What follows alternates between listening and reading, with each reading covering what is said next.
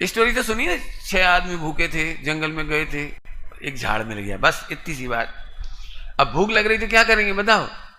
6 लोगों ने विचार किया कि आम खाए जाएं। जामुन लिखा है, मैं आम आम खिला दे रहा हूं। तो आप सोच सकते हो कितना खतरनाक आदमी वो जो कह रहे पेड़ काटूंगा।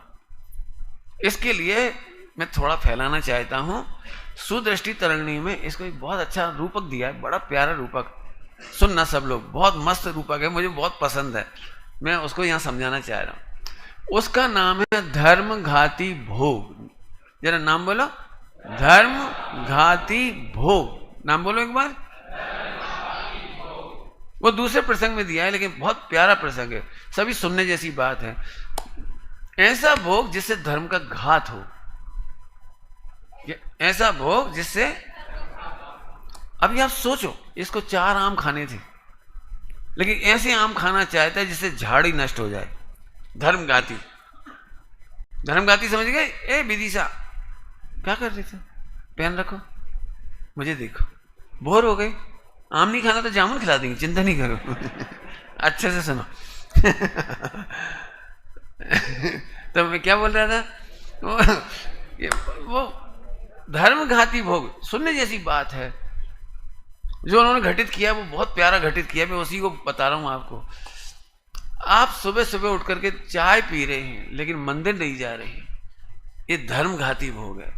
सुबह सुबह उठकर आप मोबाइल में स्टेटस चेक कर रहे हो, सुबह सुबह उठ करके आप समाचार पत्र पढ़ रहे हो, लेकिन सबसे पहले आप नवकार मंत्र तक नहीं पढ़ रहे, आप स्वयं और पर का विचार तक नहीं कर रहे, आप जिन मंदिर जाके पूजा प्रक्षाल नहीं कर रहे।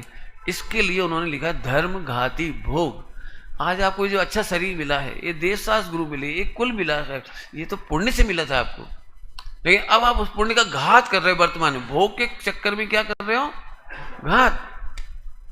आपको सब कुछ अच्छा मिला है, लेकिन आप भ्रष्टाचार कर रहे हो, आप बेईमानी कर रहे हो, आदि आदि लगा लेना, आप ये धर्म घात कर रहे हो। धर्म घात का क्या नुकसान होगा कि आप ये जब झाड़ काट दोगे तो आइंदा कभी इसमें फल नहीं लगेंगे।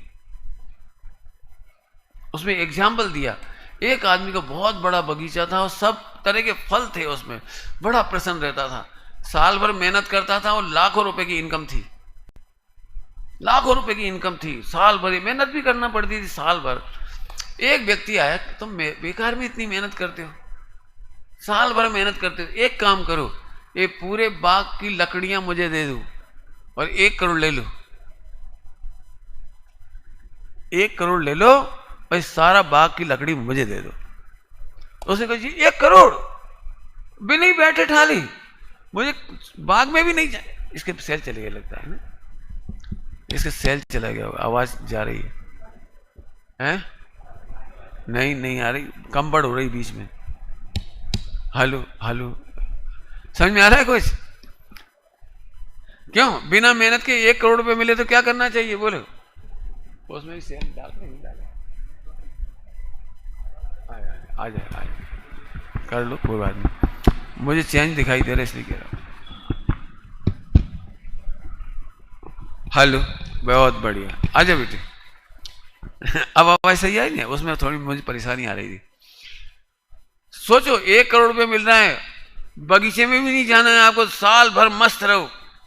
उसने 1 करोड़ रुपए ले लिया मस्ती से, वो पूरे वृक्ष काट करके ले गया। अगली बार जब उसे नींबू की याद आई, वो अपने खेत में गया, आम की याद आई, आम के सीजन में खेत में गया, पूरा बाग उजड़ा पड़ा हुआ था।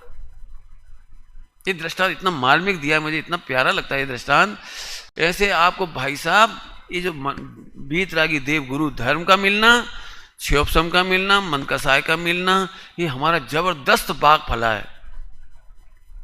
5 इंद्रियों की सफल, क्या कहना है, स्वस्थता, ये महाभाग्य है हमें।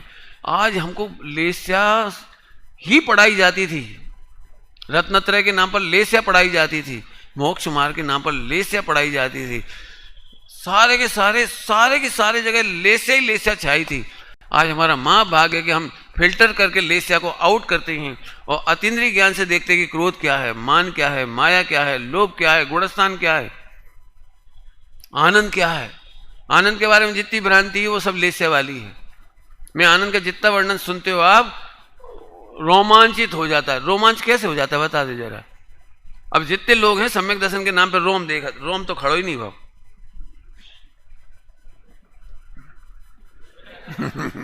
अरे नहीं होता रोमांच, लिखा है उसका मतलब समझना पड़ेगा आपको।